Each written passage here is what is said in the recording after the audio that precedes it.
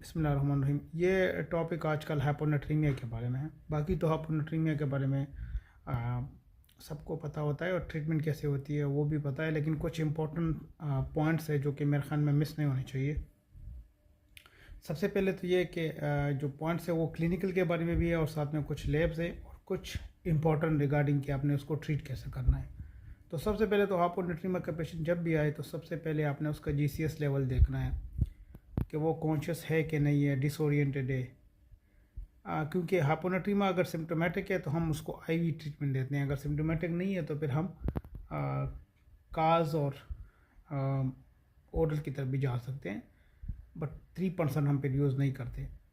तो सबसे पहले आपने देखना है कि पेशेंट कॉन्शियस है कि नहीं है, जीसीएस का किस तरह है। और क्योंकि ये मोस्टली हाइपोनेट्रीमिया सीज़र और ये चीज़ें काज करती है, तो एक बात ये है।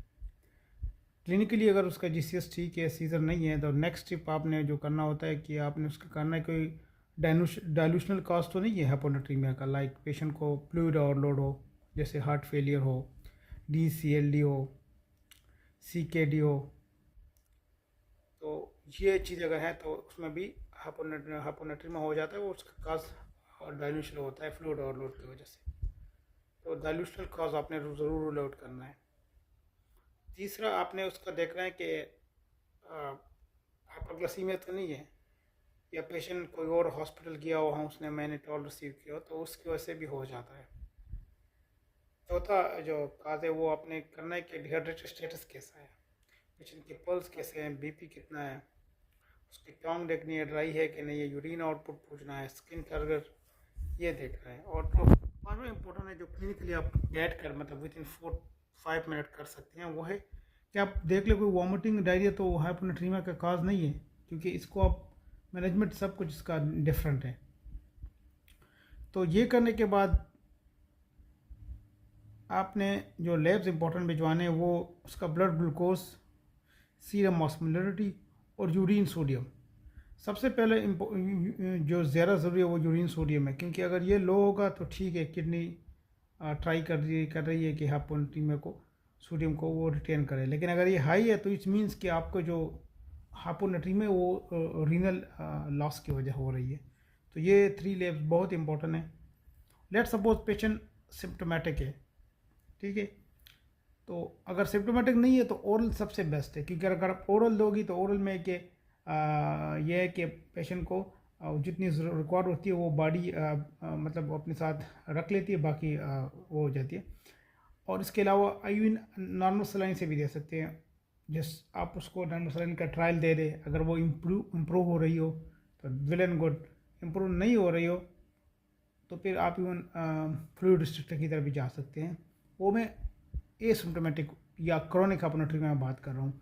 अगर कोई एक्यूट हो, सिम्टोमेटिक हो, तो फिर आपने ज़रूर 3% की तरफ जाना होगा।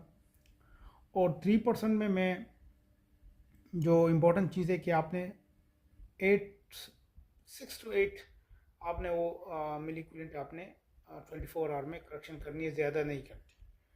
और इसको कैसे करनी है, तो 3% को सबसे पहले आपने पेशेंट का जो टोटल बॉडी वेट कितना है, सो बॉडी वेट जो है ना वो, और उसको आपने मल्टीप्लाई करना है 0.6 पर मेल एंड 0.5 पर फीमेल। तो उसके बाद आपका टोटल बॉडी वाटर आ जाता है, वो आ जाता है। उसके साथ साथ आपने जो आपका रिक्वायर्ड सोडियम है, वो जो टारगेट सोडियम है लाइक, और जो आपका एक्चुअल सोडियम है उसको उससे सब्सट्रैक्ट माइनस करना है। तो जो उसके बाद जो वीडियो आई उसको आपस में आपने मल्टीप्लाई करना है, तो आपके पास आ जाएगा कि इतना आपने देना है, ठीक है। जब आपने वो जो रिक्वायर्ड अमाउंट आ जाए कि आपने इतने अमाउंट देना है, तो उसके बाद आपने क्या करना है, अपने जो 1 लीटर ऑफ 3% नॉर्मल सलाइन होता है उसमें 5.3 मतलब 513 मिली इक्विवेलेंट सोडियम होता है। तो उस बेस पर आपने उसको वॉल्यूम वाली डिवाइड करना है। अगर डिवीजन वो तरीका नहीं आता तो जितना आपको रिक्वायर्ड है वो डिवाइड बाई जो सोडियम 1 लीटर में जितना 1% 3% नॉर्मल 3% सोडियम के जो सोल्यूशन है उसमें जो जितना 5.3 मिली इक्विवेलेंट सोडियम होता है, तो उस पर डिवाइड करना है, 1000 से मल्टीप्लाई करना है, तो आपके पास ml आ जाएगा कि इतने ml आपने देना है। तो फिर उसको 24 आवर पर डिवाइड कर दे, तो 24 आवर में जितना बनते हैं अपने वो इसको इन्फ्यूज़ करने हैं। और कोशिश करनी है कि ज़्यादा उसको ना दे, क्योंकि अगर क्रोनिक अपोनेट्रीमिया एसिम्प्टोमेटिक है तो फिर तो बिल्कुल ही रिकमेंडेड नहीं है। लेकिन